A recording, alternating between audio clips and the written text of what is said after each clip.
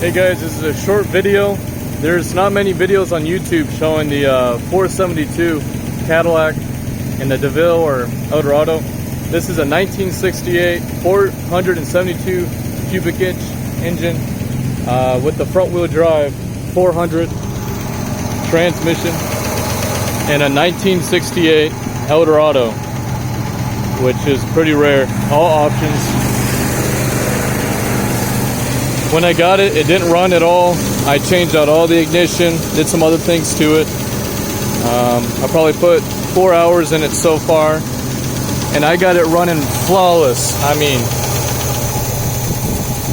lowest throttle, idle's perfect.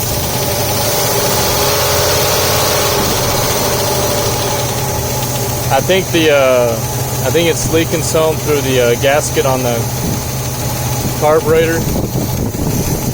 You can see some fumes, but that's no big deal. So this is, I guess, the first video of this car. All the rust has been fixed in it, and some is starting to form where it sat for so long before they touched it again.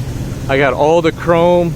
And like I said, I think it has every option. It has air ride system, cruise control, air conditioning, you name it. I don't think there's anything this is missing.